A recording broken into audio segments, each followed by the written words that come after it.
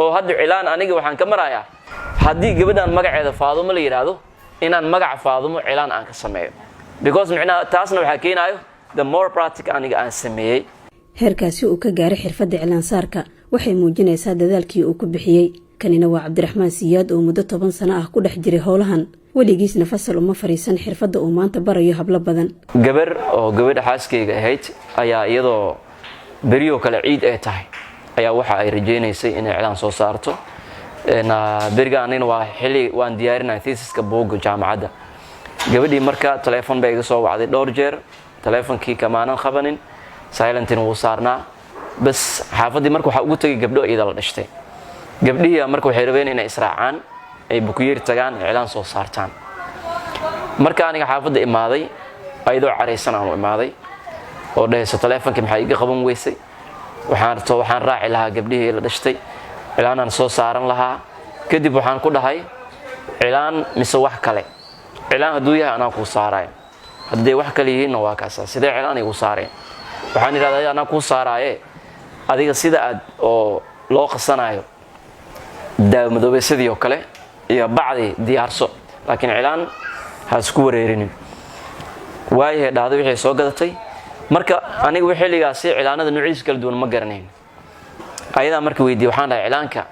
aad adigu rabtay in lagu saaro magaciis waxay tiri marka waxa la yiraahdaa bacweyn Allah okay xilligaas waxa shaqeynaysay aaladan oo 2G shirkadda Hormuud internetkii aan galay markaan ku qoray bacweyn Google ku taqaana bacweyn ku qoray nashqada ii soo baxay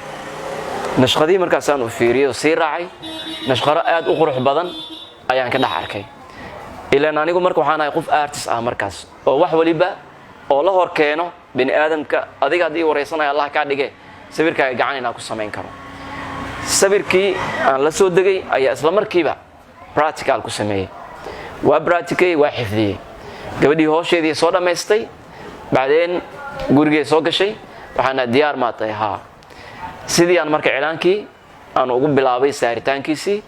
ayadoo dhulkeeda joogto labadii gacmood iyo labadii lugood laakiin waqti dheer ay galay maxay qofkan markuu waxa ku cusub yahay sida dumarka kale ma u boobsiin karo ilaa shaqadiisa ma aha laakiin aniga waxaan sameeyay trying isku daygii markuu waa guuleystay habeenkii gabadhii sidii cilaanka ku saaratay ayadoo faraxsan waxaan ka badbaadiyaybo cilaan oo meelaha looga soo saar la orod looga soo suubin la oo qurux noqon lahayn aan ka badbaadiyay tii marka waxay sababtay maalintii xaafadeeda iidi ay aado in la arko dadkii rabeen inay israacaan iyadii cilaankii loo saaray oo waxay noqotay farqi weyn kii ida aniga aan u saaray iyo kuwii kale oo iyaga loo soo saaray markii la isbarbar dhigay waxa qurux badnaaday midkaan xaaskeyga u saaray sidaas marka waxa ku bilaaway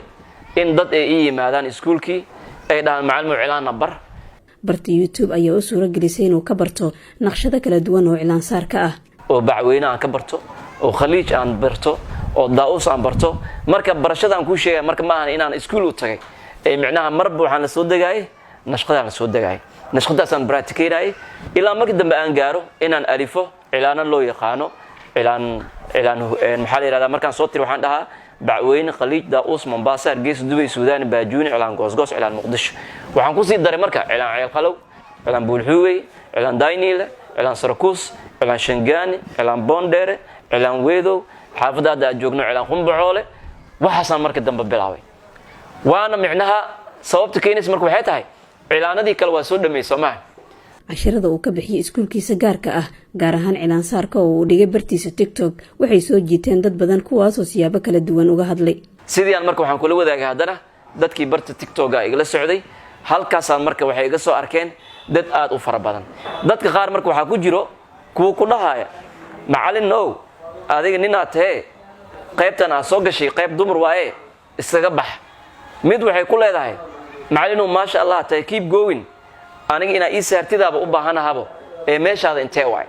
gudaha fasalka waxaa ka socota howl adag waxayna ardaydu baraatikeynayaan sawirada cilaanka ee uu macallinkooda ugu xardhay sabuuradda hablo kala da'aad ah ayaa ku soo biiray iskuulka Amran Bashiirse waxay ka mid tahay kuwa gabagabada ah waxaan ku soo biiray sanadka 2022 macalinkan Ustaad Cabdiraxmaan ana baray haddana waxa jeclaala inay arday badan ee dhigtaan ay ka faa'iidaan ani ciid wax badan ku bartay waana ka shaqaystay ciidan oo hadda soonfurka ahayd haddana dad badan oo rajeyna inay san aag bartaan haddana waxa ka mid ahay ardayda shahaadada sugayso hanin rag in wax laga barto way la yaab laakiin aad u fiican tahay in rag wax laga barto oo wax laga faa'iido bada dadka waxay leeyihiin in rag maclaan saarayso sibira ma bay sibir yaqaani laakiin oo sibir kala aad u fiican yahay inta badan xirfadan waxa looga bartay dumarka taasina waxay ku keentaa dhacdooyin aysan xusuustiisa ka go'in Cabdiraxmaan Siyaad balse uu leeyahay dulqaadkeeda maamo anoo mar albaabkan taagan ayaa maamo gabadh cilaan u keentay waxay weydiinay marka macallimada cilaankii weydiinay albaabkay taagan tahay aniga yaa la taagan marka waxay leedahay marka waxa loo soo sheegay in iskuulkan maadadaas laga barto gabadhii waa soo waday aniga hortaagay marka waxay leeyihiin macallimada cilaanka u baahnayn maxaa la yiraahdaa in meeshaan gabadhaan ku soo biirino seewa marka waxaan yiri maama maasha Allah soo dhawaada gabadha ma cilaan rabteen hay intee degandiin xaafadda halkaan deganahay haye iskuulka cilaan laga dhigtay ma loo soo sheegay waayahay hadda diyaar ma utiin okay macalinka cilaanka dinaas aragtiin macallimadu waa diyaaratiin ay dhaaday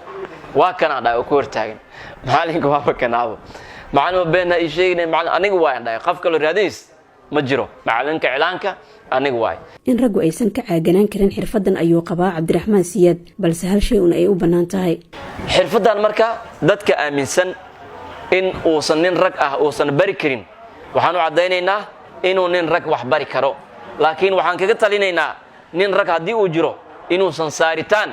oo bukeeri uusan u furanin ama hadii uu saaray gabadhiisa iyo xaaskiisa iyo hooyadiisa uu ku ekaado diinteena islaamka iyo dhaqankeena suuban inaan ilaashano maadaama aynu nahay dad muslimiin ah marka saaritaan ku shaqo ma lihin laba xilli ayuu diyaariyay shahaadada heerka koobaad ee jaamacadda ee uu ka kala qaatay dhaqaalaha iyo cilmiga bulshada kaliyana kuma eka shaqadan ee waxa kale oo u dheer naqshad sawirada ama graphic designer Cabdiraxmaan ku hal adeegiisa xirfadan waxay hablo badan u suura gelisay inay ka bartaan oo ay ku shaqeystaan